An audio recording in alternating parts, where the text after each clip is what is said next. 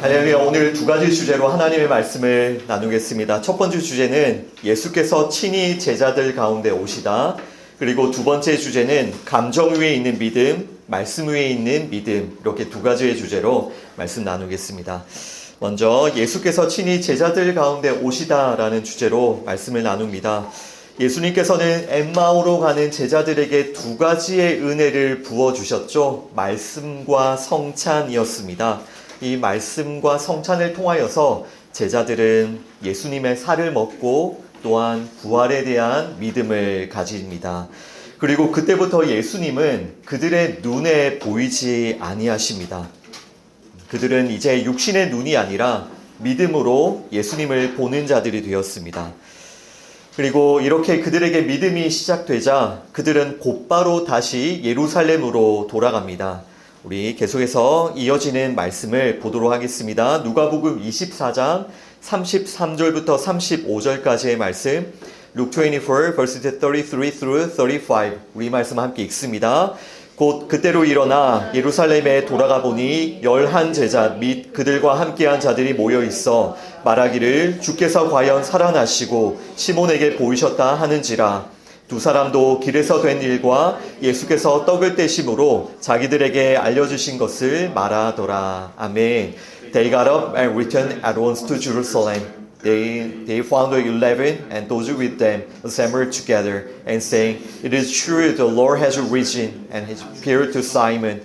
Then the two told what happened on the way and how Jesus was recognized by them when he broke the bread. 아멘. 자, 33절에 보시면요. 이 엠마오로 가던 제자들, 그들에게 믿음의 역사가 시작되자 그들은 곧바로 일어나서 예루살렘으로 달려갑니다. 낙심하여서 엠마오로 내려갔던 제자들이 다시 예루살렘으로 올라오고 있습니다. 물론 그때는 이미 밤이었지만 상관이 없었습니다. 또 낮 동안의 긴 여행으로 피곤했지만 그것도 상관이 없었습니다. 그들은 즉시 일어나서 예루살렘으로 달려갑니다. 그리고 그곳 예루살렘에는 누가 있습니까? 네, 11 제자와 또 모인 사람들이 있습니다. 그리고 이 사람들이 결국은 부활을 증언하는 교회 공동체가 되거든요. 지금 따라서 예루살렘으로 돌아가는 이 제자들의 모습은요, 공동체로 돌아가는 성도의 모습인 겁니다. 공동체를 떠나서 뿔뿔이 흩어졌던 사람들에게 믿음의 역사가 시작이 되자 공동체로 돌아가고 또 교회가 되는 것입니다. 그래서 이 제자들의 모습을 이렇게 기억을 해주시고요. 그들에게 믿음이 시작되자 공동체가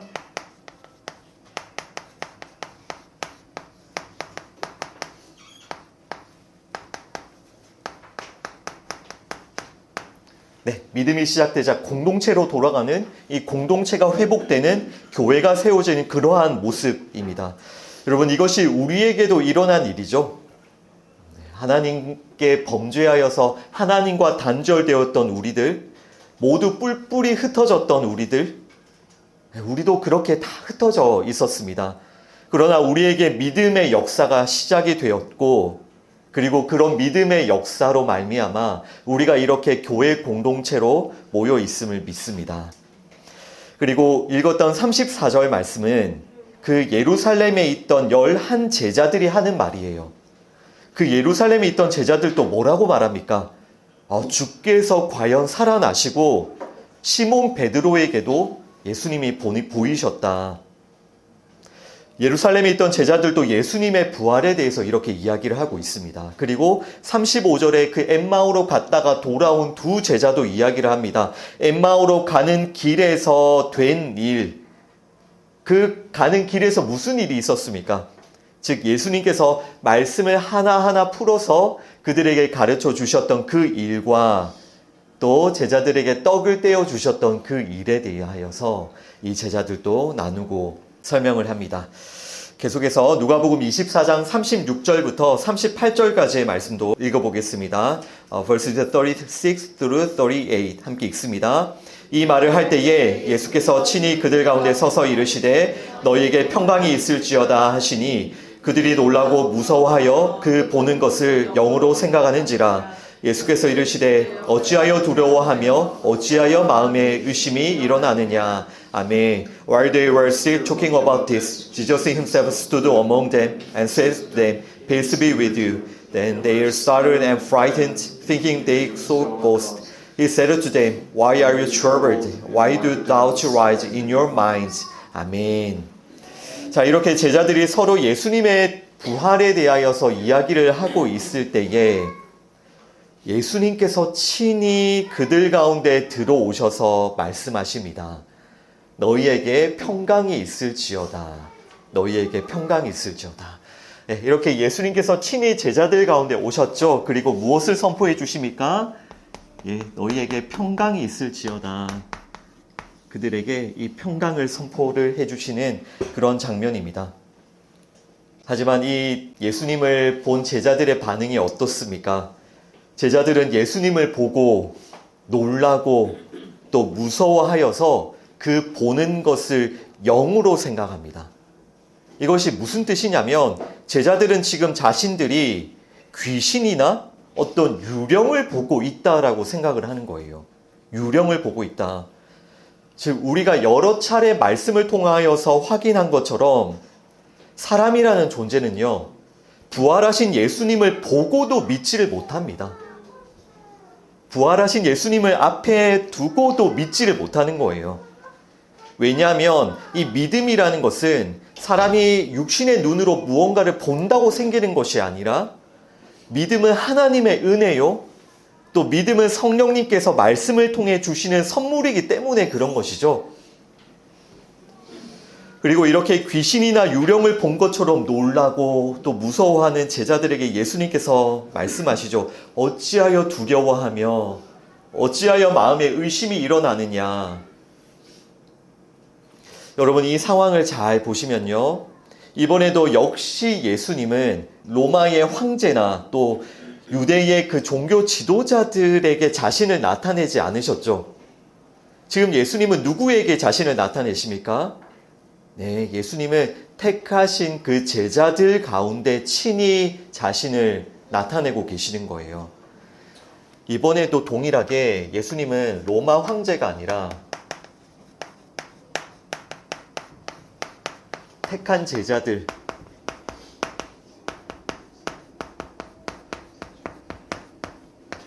택한 제자들 가운데 오셔서 말씀하고 계시죠. 당시 제자들은 당연히 부활하신 예수님께서 로마의 황제나 로마의 군인들이나 유대의 종교 지도자들에게 나타나셔서 멋지게 복수해 주시기를 바랐겠죠. 그것을 기대했겠죠. 그러나 잘 보십시오. 지금 예수님께서는 어디에 서 계십니까? 누구에게 찾아오셨습니까? 예수님은 친히 제자들 가운데 서 계십니다. 그리고 예수님께서는 제자들 가운데 찾아오셔서 평강을 선포해 주시고요. 또한 예수님께서는 제자들의 믿음 없음을 긍휼히 여기시고 그들의 의심을 믿음으로 바꾸고 계시는 것이에요. 지금 예수님께서는 제자들을 찾아오셔서 제자들의 그 의심을, 그 불신을 믿음으로 바꾸고 계시는 것입니다.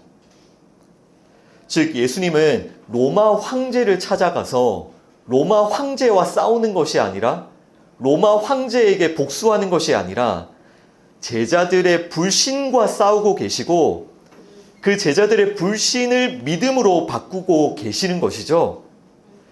그리고 이렇게 제자들에게 믿음이 부어질 때 제자들이 하나님의 나라가 시작이 되는 것이고요.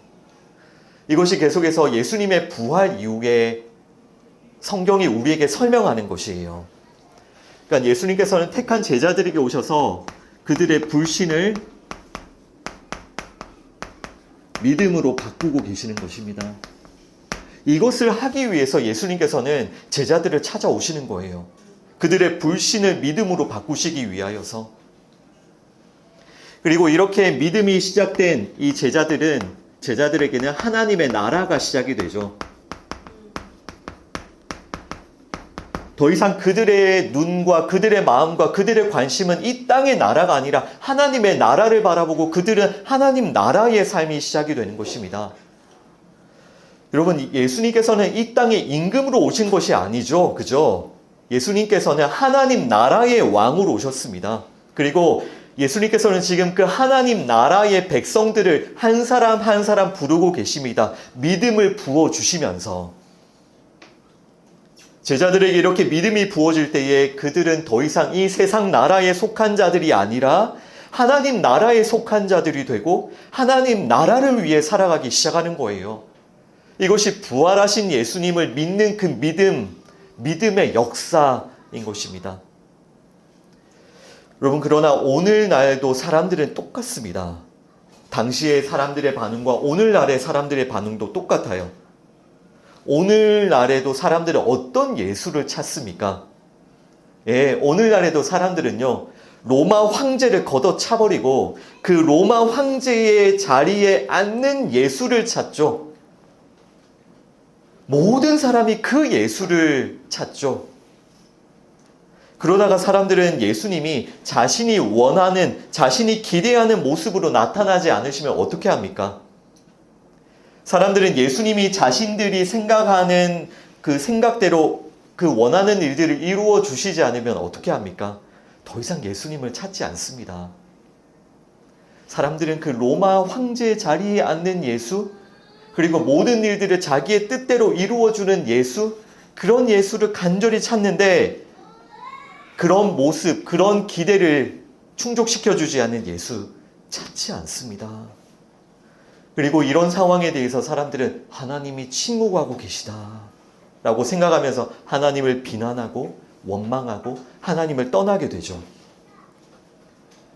여러분, 그러나 분명히 기억하십시오. 이 믿음 없는 제자들을 찾아오신 예수님, 믿음 없던 제자들을 믿음의 사람으로 바꾸신 하나님, 그 하나님은 지금도 살아서 역사하고 계십니다. 아멘. 아멘. 하나님은 지금도 일하고 계세요. 지금 이 자리에도 계십니다. 부활하신 예수님은 지금 이 자리에 우리와 함께 계세요. 그때의 제자들을 찾아가신 예수님께서 지금 이 자리에도 계시다는 말입니다. 그리고 이 말씀을 통하여서 여러분들의 그 두려움을 평강으로 바꾸고 계시고요. 여러분들의 그 의심을 믿음으로 바꾸고 계시는 것입니다. 그 역사가 지금 이 시간에도 그리고 이곳에도 일어나고 있음을 믿습니다. 우리 계속해서 말씀 읽어봅니다. 누가복음 24장 39절부터 43절까지의 말씀, Luke 24, verse 39 through 43 함께 읽습니다. 내 손과 발을 보고 나인 줄 알라. 또 나를 만져보라. 영은 살과 뼈가 없으되 너희 보는 바와 같이 나는 있느니라. 이 말씀을 하시고 손과 발을 보이시나 그들이 너무 기쁨으로 아직도 믿지 못하고 놀랍게 여길 때에 이르시되 여기 무슨 먹을 것이 있느냐 하시니 이에 구운 생선 한 토막을 드리니 받으사 그 앞에서 잡수시더라. 아멘. Look at my hands and my feet. Is it myself? Touch me and see. A ghost does not have a flesh and bones that you see I have. When he had said this, he showed them his hand and feet. And while they still did not believe it, because of joy and amazement, he asked them, Do you have anything to here to eat? They gave him a piece of boiled fish, and he took it and ate it in their presence. 아멘, 아멘. 자, 예수님께서는 그 믿음 없는 제자들, 그 제자들의 의심과 불신을 믿음으로 바꾸시는데요. 그것을 위하여서 먼저 손과 발을 보여주시죠.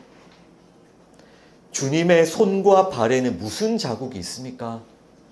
예, 그 주님의 손과 발에는 못자국이 분명히 있습니다. 분명히 선명하게 남아 있습니다.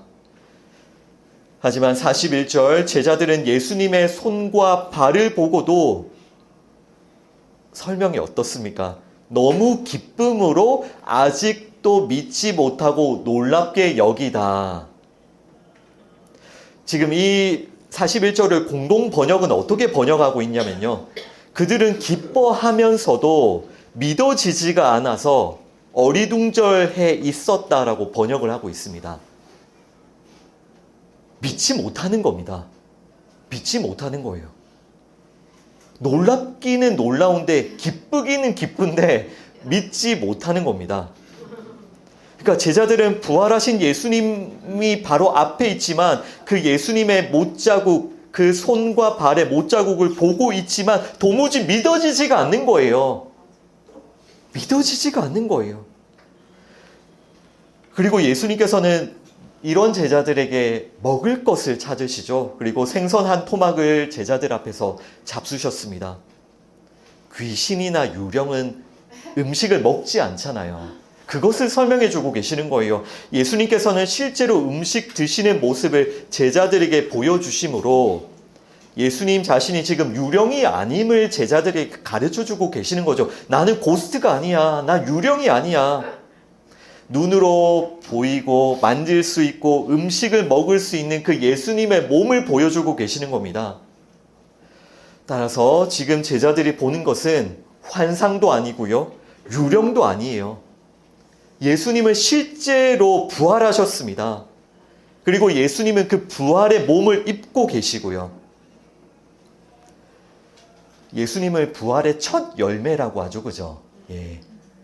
예수님께서는 지금 이렇게 자신의 그 부활의 몸을 친히 보여주심으로 이 제자들과 또 우리 모든 성도들 또한 결국 부활의 몸을 입고 부활하게 될 것을 미리 친히 보여주시고 계시는 겁니다. 여러분, 우리도 예수님께서 재림하실 때에 부활의 몸, 또 그 영광의 몸을 입고 다시 부활하게 될 것을 믿습니다. 그리고 예수님께서는 제자들에게 이렇게 계속하여서 부활에 대한 믿음을 부어주고 또 가르쳐주고 계신 것이고요. 그래서 이 장면에서 예수님의 그 도우심은 우선 손과 발을 보여주시고 그리고 생선을 또 드시는 그런 모습까지 보여주시면서 그 믿음 없는 제자들에게 믿음을 가르쳐 주시고 부어 주시는 겁니다. 이것이 하나하나가 다 주님의 은혜이죠. 그죠?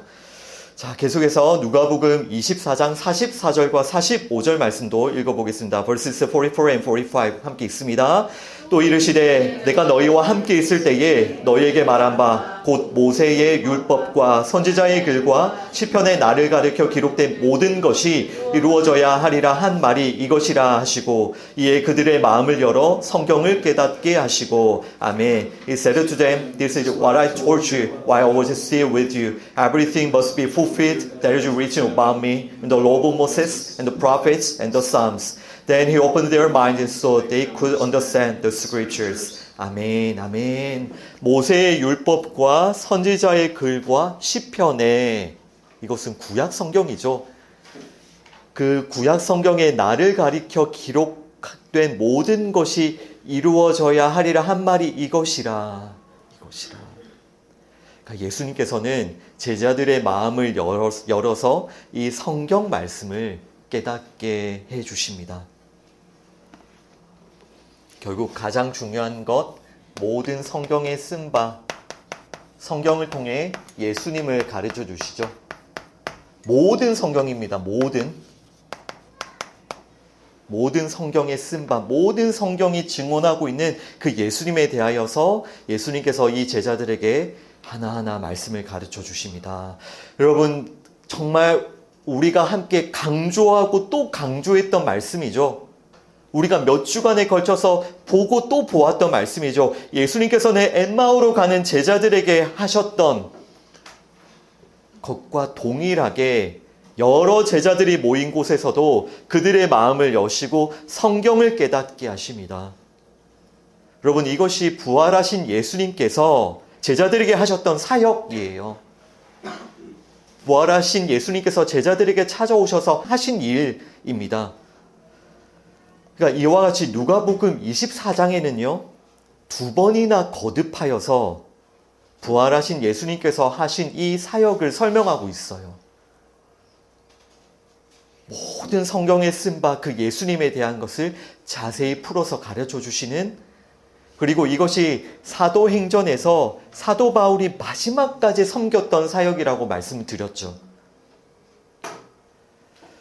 여러분 꼭 기억하십시오. 이 모든 성경 말씀은 예수님을 가리켜 기록되어 있습니다. 이 모든 성경 말씀은 예수님에 대한 말씀입니다.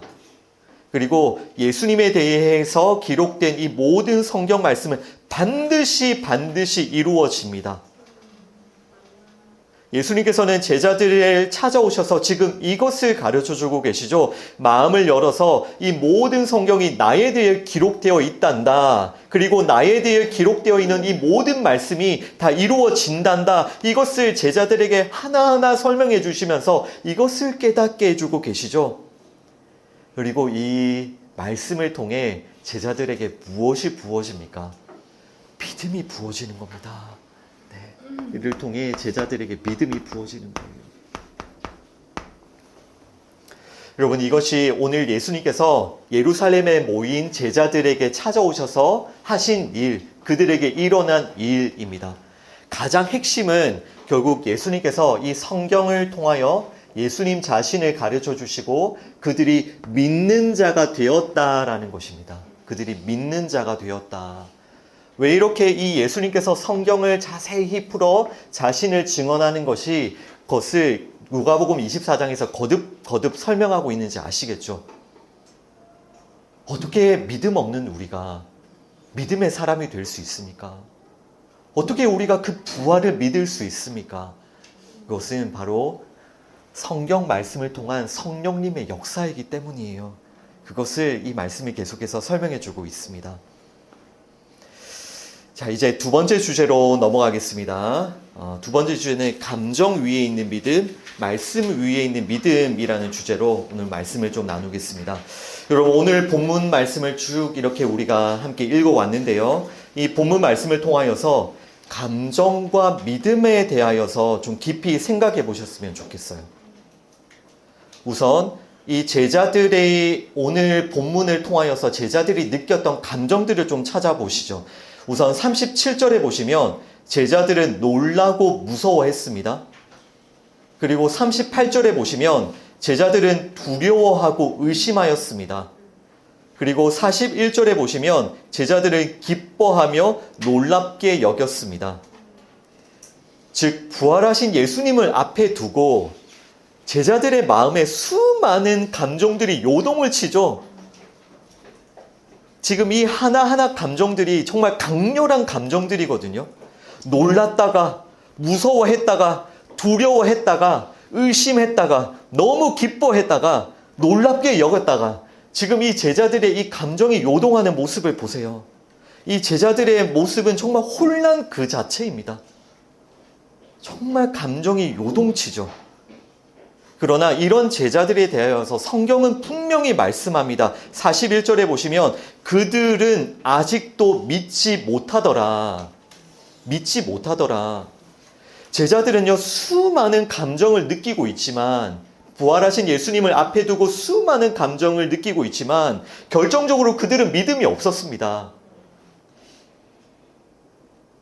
여러분, 이것을 반드시 기억하셔야 돼요. 믿음은 감정 위에 세워지지 않아요. 믿음은 어디 위에 세워집니까? 말씀 위에 세워지는 거예요. 말씀 위에. 여러분, 이것을 오늘 잘 이해하셔야 됩니다.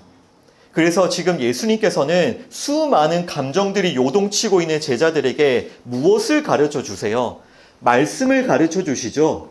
왜냐하면 믿음은 무엇 위에 세워지기 때문에, 말씀 위에 세워지기 때문에. 모세의 율법과 선지자의 글과 시편에 나를 가리켜 기록된 모든 것이 이루어져야 하리라. 이렇게 예수님은 그들의 마음을 열어서 성경을 깨닫게 하고 계세요. 그죠? 분명히 기억하십시오. 이것이 부활하신 예수님께서 거듭 제자들에게 오셔서 하고 계시는 일입니다. 예수님은 제자들의 감정에 막 동요되지 않으세요. 그리고 예수님은 제자들의 감정을 막 더 북돋우지도 않으십니다. 예수님은, 그 부활하신 예수님은요, 제자들을 만나는 그 자리, 어찌 보면 역사상 가장 놀라운 자리이지 않습니까? 부활하신 예수님을 만나는 자리. 그런데 예수님은 그 자리를, 부활하신 예수님을 만나는 그 자리를 예를 들어서 아이돌의 콘서트장이나 또 월드컵 결승전이 열리는 축구장과 같은 놀라움과 희열과 기쁨의 도가니, 그런 감정, 수많은 감정이 요동치는 도가니로 만들고 계시지 않은 겁니다. 그렇죠? 예수님은 제자들의 감정에 휩쓸리지도 않으시고 동요되지도 않으시고 그들의 감정을 더 북돋우지도 않으시고요. 무엇을 하신다고요? 말씀을 가르쳐주고 계시는 겁니다. 제자들에게 왜 예수님께서 말씀을 가르쳐 주시죠? 믿음은 말씀 위에 세워지기 때문이에요. 믿음이 여러 감정들 위에 세워지는 게 아니라 믿음은 말씀 위에 세워지는 것이기 때문이에요. 그리고 이것이 우리가 모여있는 교회가 콘서트장이나 어떤 응원장이 아니라 말씀을 강론하고 말씀을 가르치는 곳이 되어야 하는 이유인 거예요. 그죠? 동의하시죠? 그래서 교회를 한자어로도 가르칠 교, 모일 회, 우리는 교회에 와서 말씀을 강론하고 말씀을 가르치고 말씀을 배우는 것입니다. 왜냐하면 믿음은 말씀 위에 세워지기 때문에. 로마서 10장 17절 말씀 함께 읽어보겠습니다. Romans 10 verse 17 함께 읽습니다. 그러므로 믿음은 들음에서 나며 들음은 그리스도의 말씀으로 말미암았느니라. 아멘. Consequently, faith comes from hearing the message and the message is heard through the word about Christ. 아멘, 아멘. 보시면 믿음이 느끼는 데서 난다라고 말씀합니까? 뭔가를 우리가 느끼는 것으로부터 믿음이 납니까? 아니죠. 믿음은 감정이나 경험에서 난다고 말씀합니까? 아니죠. 믿음은 어디에서 납니까?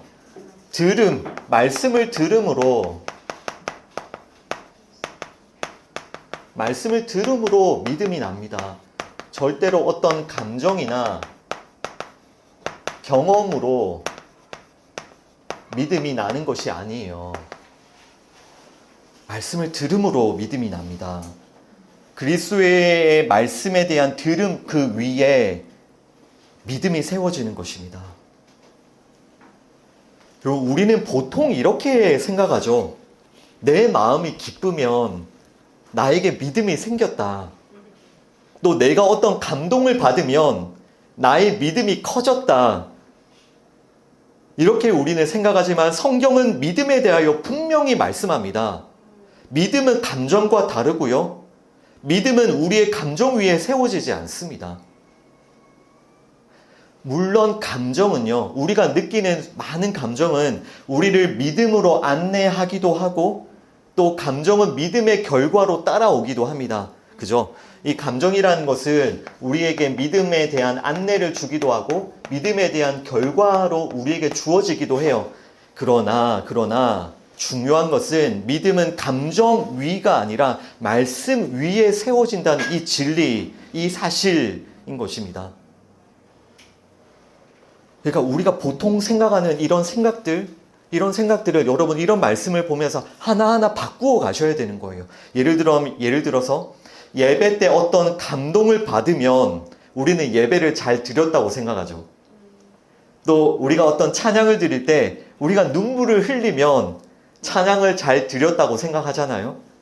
그러나 성경은 말씀한다고요. 우리가 예배를 잘 드리려면 내가 감동을 받는 예배가 잘 드리는 예배가 아니라 우리가 하나님께 예배를 잘 드리려면 말씀을 듣고 분명한 믿음으로 예배를 드려야 한다라고 성경은 우리에게 말씀합니다.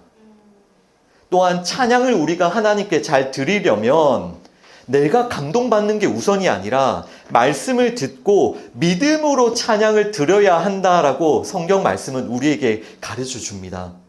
그리고 이것이 구약 때부터 하나님께서 아벨의 제사는 받으시고 가인의 제사는 받지 않으셨던 이유죠. 하나님이 고기를 좋아하셔서 고기의 제사는 받으시고 야채는 안 좋아하셔서 야채의 제사는 안 받으신 그것이 아니라 아벨은 믿음으로 드렸기 때문에 가인은 믿음으로 드리지 않았기 때문에 그러니까 여러분 예배는 나 자신의 감동과 기쁨을 위한 수단이 아닙니다. 그죠? 기독교는요 하나님에 대한 올바른 지식 없이 그저 나의 열심과 정성을 어떤 내가 알지 못하는 신에게 바치는 그런 샤머니즘이 아닙니다. 우리는 말씀을 통해 분명한 하나님에 대한 지식을 가지고 하나님께서 우리에게 분명히 요구하시는 이 믿음, 십자가에 대한 믿음이죠. 분명한 이 믿음을 가지고 하나님께 예배도 드리고 찬양도 드려야 하는 것입니다. 그런 예배와 찬양을 하나님께서 기뻐 받으시고 그런 결과물로서 우리에게 이런 감정의 여러 은혜와 선물들도 주시는 것이죠. 근데 특히 현대 기독교에서는요, 어떤 집회에 가서 내가 감동을 받고 내가 눈물을 흘려야 나에게 믿음이 생긴다라고 생각하는 사람들이 너무나도 많아졌어요. 내가 중심이 되어 내가 감동을 받고 내가 눈물을 흘려야 내가 믿음의 사람이 된 것이지라고 생각하는 사람들이 많아진 거라고요. 그런 집회에 반드시 필요한 요소가 무엇입니까? 우선은 베이스가 풍부한 음향과 악기들이 있어야 되죠. 베이스 기타를 제가 말하는 건 아니고 일단 그런 게 필요하고요. 또 화려한 무대와 또 스크린과 조명들도 필요하죠. 그리고 우리는 실제로 이런 집회에 가면 보면 여러 가지 감정들을 실제로 경험하게 됩니다. 눈물을 흘릴 때도 있고 기뻐 뛰며 찬양을 드릴 때도 있어요. 그런데 이런 시대를 우리가 살고 있습니다. 사람들은 그런 집회에 가서 어떤 감동을 느끼고 감정을 느끼고 그것을 믿음이라 생각하고 그런 시대에 살고 있는데 잘 돌아보셔야 됩니다. 여러분, 초대교회 때부터 지금까지 이어온 이 천년의 교회 역사 가운데 이런 집회가 늘 있었습니까? 그리고 믿음이라는 것은 이런 집회를 통하여서 사람들에게 전수가 되었습니까? 아니지요. 이런 집회는요, 거의 모든 교회의 역사 가운데 거의 없었습니다. 이런 집회를 할 수 있는 상황도 아니었고요. 그런 집회가 교회의 역사 가운데 없었습니다. 신약뿐만 아니라 구약에서도 그 믿음의 조상이라고 하는 아브라함 때부터 지금까지 약 4,000년입니다. 4,000년의 기간 가운데 이런 집회가 늘 있었습니까? 이런 집회가 있었기 때문에 사람들은 믿음을 가질 수 있었고 또 믿음의 사람이 될 수 있었습니까? 그렇지 않죠. 그렇지 않습니다. 그리고 결정적으로 지금 부활하신 예수님께서 제자들을 찾아오셨는데 부활하신 예수님께서 제자들을 찾아오셔서 제자들을 위한 그 집회를 열고 계십니까? 음악을 준비하고 조명을 준비하고 우리의 감정을 녹일 수 있는 그런 것을 예수님께서 준비하고 계십니까? 아니죠. 아닙니다. 제가 드리는 말씀을 절대 오해하시면 안 돼요. 우리는 뜨겁게 찬양해야 됩니다. 늘 섬겨주시는 찬양팀께도 너무너무 감사드리고요. 우리 더 뜨겁게 찬양합시다. 때로는 기뻐 뛰며 찬양합시다. 그리고 때로는 슬피 울며 찬양합시다. 또 뜨겁게 함께 모여 기도합시다. 이렇게 우리가 느끼는 감정은요, 우리를 믿음으로 인도하는 안내의 역할을 하기도 하고요. 또 믿음의 결과로 이런 감정들이 따라오기도 합니다. 그러나 오늘 제가 강조해 드리는 것은요, 우리가 절대 잊지 말아야 될 한 가지의 사실은요, 믿음은 감정 위에 세워지는 것이 아니라 믿음은 말씀 위에 세워지는 거라고요. 이 분명한 기준을 가지고 계셔야 돼요. 그래서 교회는 부활하신 예수님뿐만 아니라 우리 교회는 무슨 사역에 집중을 해야 될까요? 말씀 사역에 집중을 해야 되죠. 왜냐하면 믿음이 말씀 위에 세워지고 부활하신 예수님께서 제자들에게 찾아오셔서 하셨던 사역이 그 말씀 사역이기 때문에 우리 교회는 이 말씀 사역에 집중해야 되는 것이에요. 이 방향을, 이 기준을 잃어버리면 안 된다는 뜻입니다. 교회에서 찬양도 하면 안 되고 울면 안 되고 그런 뜻이 아니에요. 우리 더 뜨겁게 찬양하고 더 많이 웁시다. 더 많이 무릎 꿇고 더 많은 감정들을 느낍시다. 하나님을 뜨겁게 사랑하고요. 그러나 이 방향과 기준을 분명하게 가지고 계셔야 돼요. 때로는 기뻐 뛰며 찬양하고 슬피 울며 찬양하고, 그러나 교회는 반드시 말씀 사역에 집중해야 돼요. 그래서 종교 개혁을 통하여서 교회 안에는 이 말씀을 선포하는 단상 하나를 제외하고 모든 것을 다 제거해 버렸었습니다. 종교 개혁 때. 그 믿음의 본질을 회복하려는 간절한 몸부림이었던 거예요. 우리가 지금 그 모습을 보면 극단적이다 라고 다들 그렇게 비판하겠지만 이 믿음의 본질을 회복하기 위한 몸부림으로 이 단상 하나 빼고 모든 것을 다 제거해 버렸어요. 그만큼 이 말씀이 전부이고 가장 중요하고 가장 우선순위다라는 것이에요. 우리에게 다양한 감정을 경험하게 하는 집회, 또 우리가 그런 집회에 가는 것도 참 유익한 점이 많아요. 그러나 이런 흐름에 있어서의 가장 큰 문제점은요, 늘 이런 분위기와 감정에 휩쓸려 다니는 사람들은 일반적으로 어떤 결과를 생산하게 되냐면 이 말씀을 지겹게 느끼게 되어 있습니다. 그런 분위기와 감정에 휩쓸리는 신앙생활을 하게 되면 그 결과로 이 말씀이 지겹게 되는 그런 결과를 낳게 돼요, 일반적으로. 그리고 이렇게 이런 분위기와 감정에 휩쓸리는 그런 신앙생활을 하는 사람들은 그런 분위기와 그런 감정을 주지 않는 교회를 죽어 있는 교회처럼 느끼게 돼요. 이것을 조심하자는 말입니다. 말씀에 대하여 지겹게 느끼는 것, 또 어떤 교회에 대하여 죽어 있다고 그렇게 판단하는 것, 이것을 극히 조심해야 돼요. 여러분, 감정적인 어떤 카타르시스를 사람이 느끼는 것, 또 그런 것들을 느끼게 하는 것은요, 다른 종교에서도 동일하게 일어나는 일입니다. 그리고 굳이 종교가 아니더라도 우리는 드라마를 볼 때, 또 영화를 볼 때, 어떤 스포츠, 또 돈, 성, 이런 것들로 사람들에게 수많은 감정들을 느끼게 할 수 있어요. 하지만 사람들은 이런 것들을 아무리 많이 느끼고 경험해도 믿음이 시작되지 않습니다.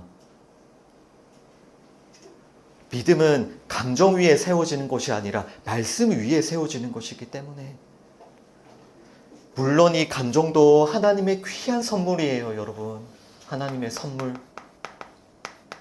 우리에게 주신 너무너무 귀한 선물이죠. 우리는 하나님께서 허락하신 이 감정을 통하여서 하나님과 지체들의 사랑도 느끼고 감동도 느끼고 눈물을 흘리기도 하죠. 정말 오해하시면 안 돼요. 이 감정이 중요하지 않다는 뜻이 아닙니다. 그러나 이것을 반드시 기억해 주셔야 됩니다.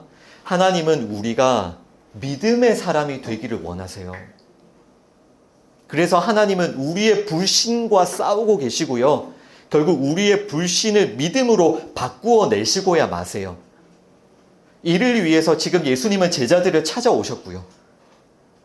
그리고 예수님은 무엇을 하셨냐라는 질문입니다. 말씀을 가르치시잖아요. 제자들에게 말씀을 주시잖아요. 믿음 없는 자를 믿음의 사람으로 바꾸기 위하여서 이 기준과 이 방향을 교회가 잘 분별하고 붙들어야 된다. 그런 뜻입니다. 따라서 여러분, 오늘 말씀 앞에 우리가 이 낮고 작은 교회를 어떻게 세워가야 할지 깊이 고민하고 기도해 주십시오. 이 질문을 여러분 스스로도 계속 한번 해보십시오. 부활하신 예수님께서 그 성경의 가장 결정적인 장면이지 않습니까? 모든 성경이 그것을 증언하고 있지 않습니까? 예수님의 죽으심과 부활, 그리고 그 부활하신 예수님께서 제자들에게 찾아오셨을 때 예수님이 과연 무엇을 하셨는가? 이 질문을 계속해서 해보십시오. 부활하신 예수님께서 무엇을 하셨는가? 그렇다면 우리 교회가 이 교회를 하나님이 기뻐하시는 교회를 세우기 위하여서 우리가 가장 힘써야 할 것은 무엇인가? 그리고 여러분 한 사람 한 사람이 힘써야 할 것은 무엇인가? 이것을 계속해서 질문을 해보십시오.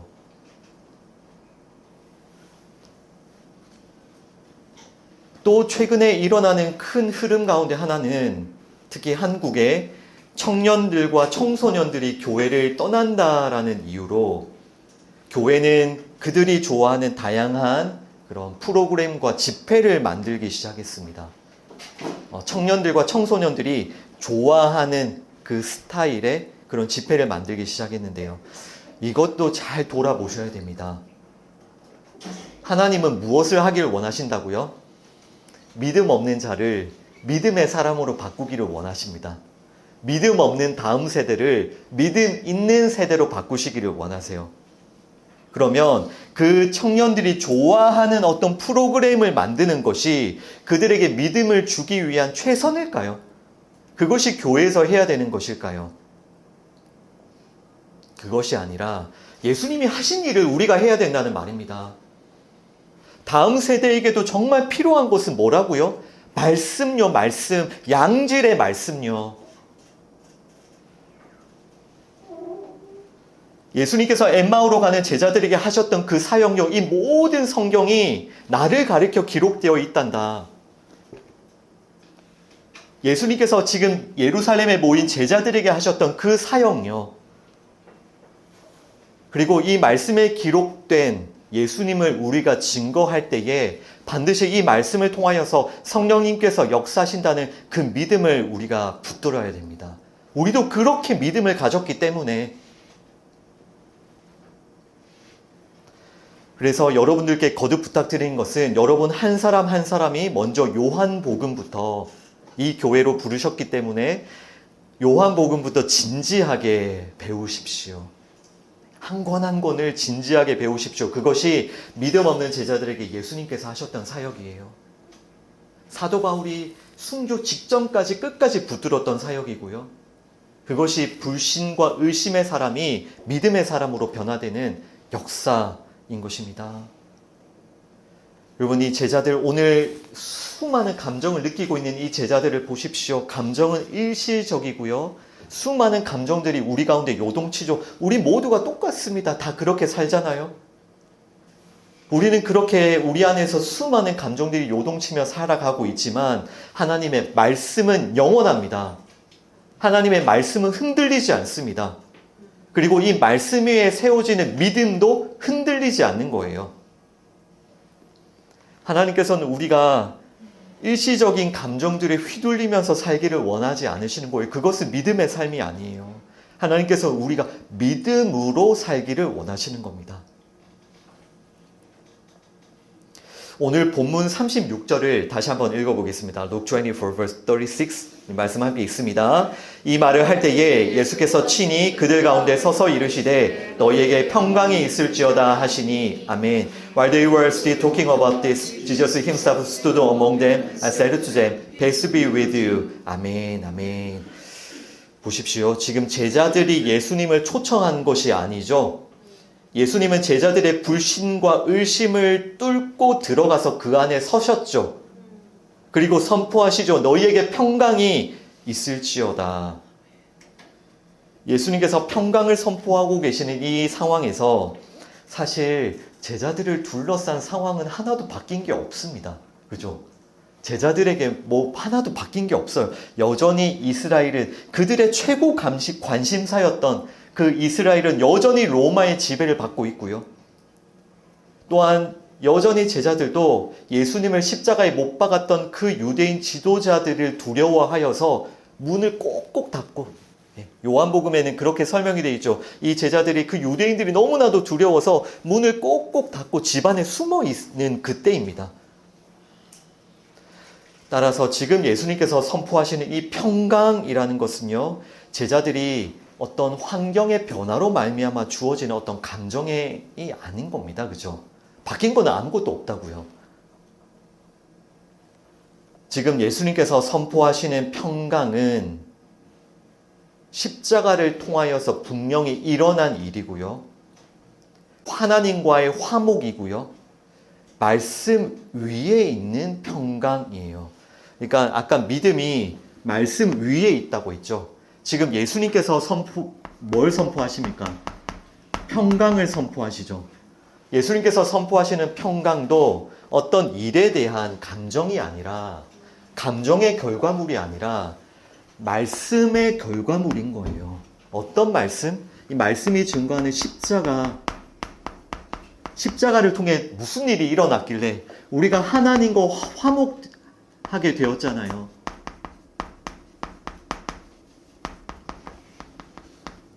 십자가를 통해 하나님과 화목하게 된 우리, 그 우리에게 예수님께서 지금 평강을 선포하고 계시는 겁니다. 로마서 5장 1절 말씀 읽어보겠습니다. 로마스 5 verse 1 함께 읽습니다. 그러므로 우리가 믿음으로 의롭다 하심을 받았으니 우리 주 예수 그리스도로 말미암아 하나님과 화평을 누리자. 아멘. Therefore, since we have been justified through faith, we have a peace with God through our Lord Jesus Christ. 아멘, 아멘. 보십시오. 예수님께서 선포하시는 평강은 무엇이죠? 우리 주 예수 그리스도로 말미암아 누리는 하나님과의 화평인 거예요. 하나님과의 화평이 예수님께서 지금 선포하시는 평강이에요. 하나님과의 화평. 하나님의 원수가 되었던 우리가 하나님께로 돌아가는 것. 따라서 지금 예수님께서 선포하시는 이 평강이라는 것은요, 세상에서는 결코 얻을 수가 없죠. 세상의 어떤 것으로도 하나님과 화목하게 될 수가 없으니까요, 우리는. 그 어떤 것으로도 이 평강을 우리는 가질 수 없는 거예요. 우리가 어떤 일의 반응으로 그 감정으로 느끼는 평강이 아닌 겁니다.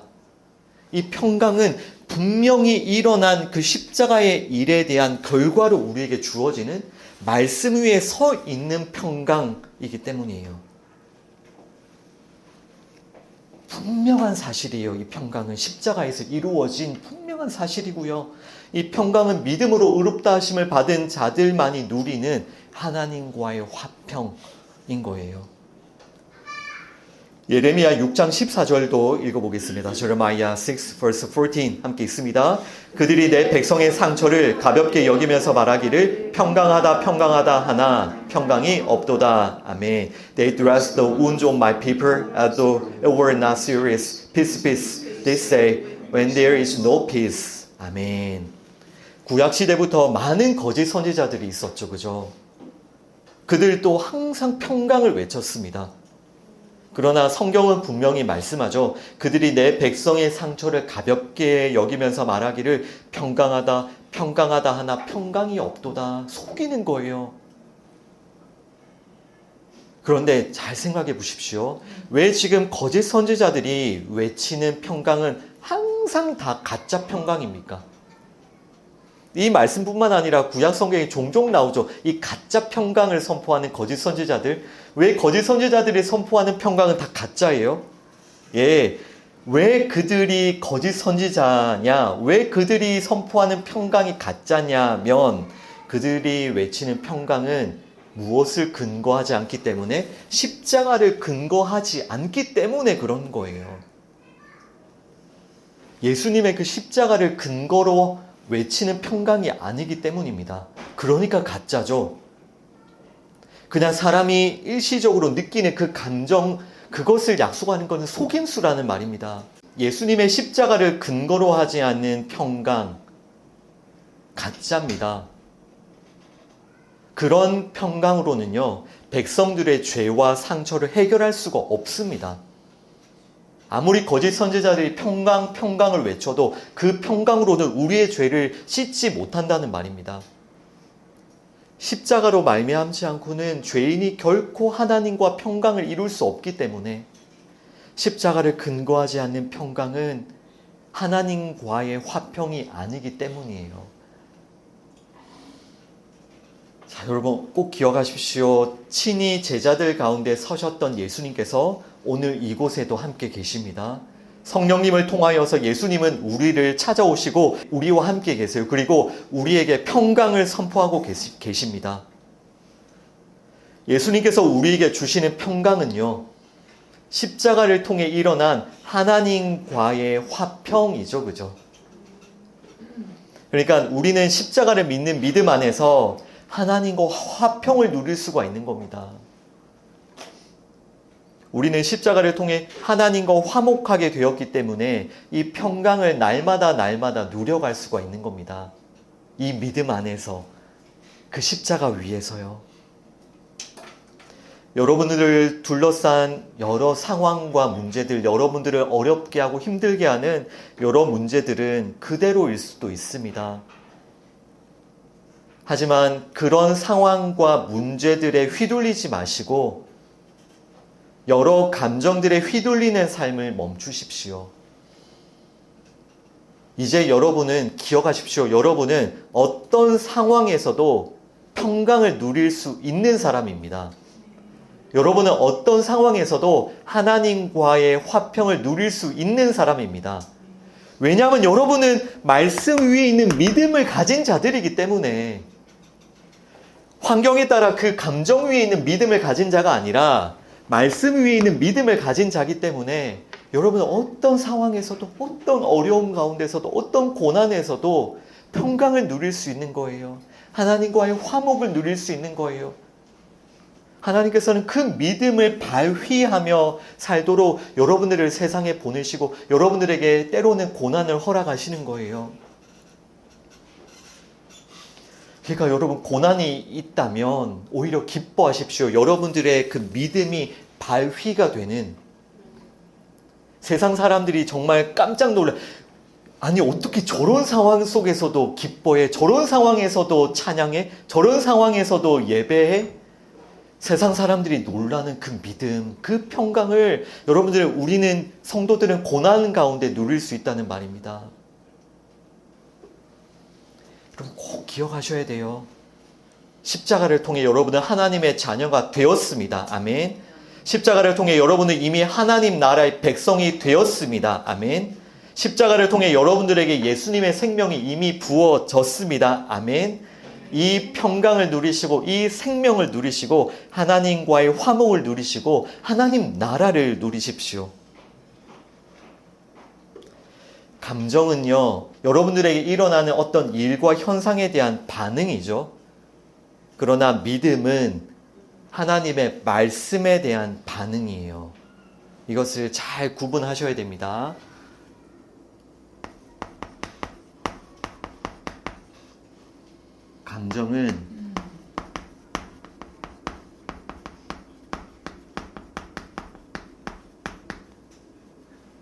감정은 일에 대한 어떤 반응인 반면에 믿음은 무엇이라고요?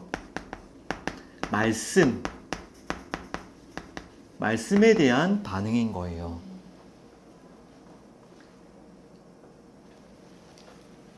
여러분은 어디에 반응하며 사시겠습니까? 여러분에게 주어진 환경입니까? 아니면 하나님의 말씀입니까? 우리에게 일어나는 그 일들에 반응하며 산다면 수많은 감정들로 말미암아 우리는 늘 흔들리고 요동치겠죠. 그러나 여러분이 말씀에 반응하여 산다면 굳건한 믿음을 가지고 살 수 있는 겁니다. 이 믿음은 여러분이 어떤 상황에서도 하나님과 화평을 누리게 하니까요. 믿음은 여러분이 어떤 상황에 있더라도 하나님의 나라를 소망하며 하나님의 나라를 살게 하니까요. 믿음은 여러분에게 새로운 소망을 주며 새로운 의지적인 결단을 하게 도와주니까요. 여러분은 어떤 삶을 살고 있습니까, 지금? 주변에 일어나는 일들에 대하여서 감정적으로 반응만 하고 살고 있습니까? 세상 사람들과 똑같이 반응하며 세상 사람들과 똑같이 두려운 일이 일어나면 두려워하고 무서운 일이 일어나면 무서워하고 세상 사람들과 똑같이 일어나는 일에 대하여 감정적으로 반응하며 살고 있습니까? 짜증을 내었다가 화를 내었다가 기뻐했다가 슬퍼했다가 아까 제자들의 모습처럼 하나님께서 여러분들을 지금 믿음의 삶으로 부르시는 거예요.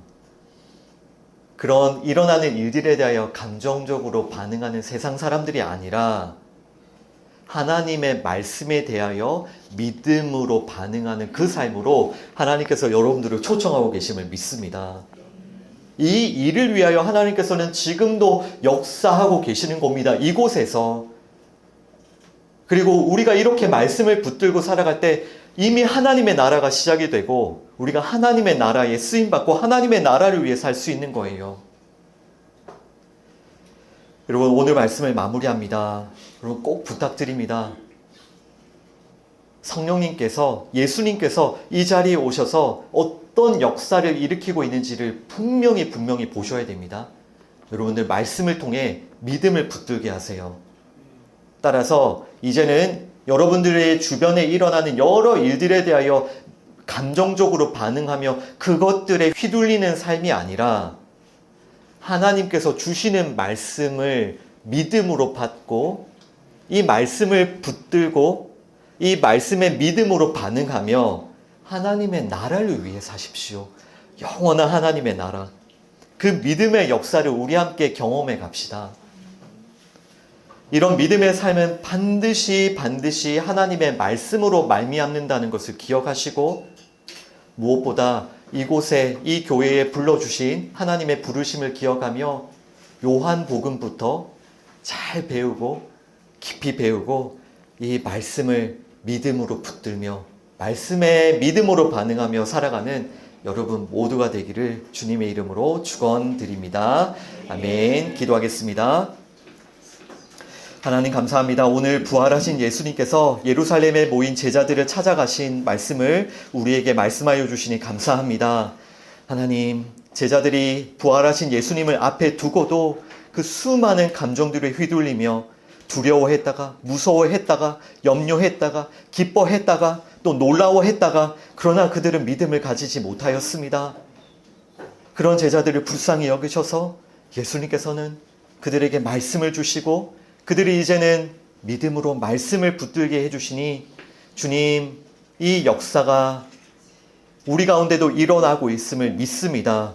하나님께서 오늘 이 자리 가운데도 이 역사를 일으켜주고 계심을 믿습니다. 하나님, 이제는 우리가 여러 일어나는 일들에 대하여 우리의 감정으로 반응하며 감정에 휘둘리는 그런 삶이 아니라 하나님의 말씀을 믿고 하나님의 말씀에 믿음으로 반응하는 삶을 살 수 있도록 도와주옵소서. 무엇보다 이 소중한 이 생명의 말씀을 우리가 날마다 붙잡게 도와주시고 우리가 교회를 통하여 이 말씀을 배우게 하시고 이 말씀을 붙들게 하여 주옵소서. 하나님, 우리의 믿음은 감정 위에 서는 것이 아니라 말씀 위에 선다는 것을 기억하며 날마다 우리가 간절함으로 진지함으로 이 말씀을 붙들고 우리가 믿음으로 살아갈 수 있도록 도와주옵소서. 새롭게 시작되는 한 주간 우리가 세상 사람들과 똑같이 살지 않도록 세상 일에 대하여 똑같이 반응하며 똑같은 감정을 느끼며 똑같이 살지 않도록 우리가 믿음을 가지고 믿음으로 반응하며 믿음으로 새로운 결단을 하며 하나님의 나라를 위해 살아갈 수 있도록 은혜를 베풀어 주옵소서. 예수님의 이름으로 기도드립니다. 아멘.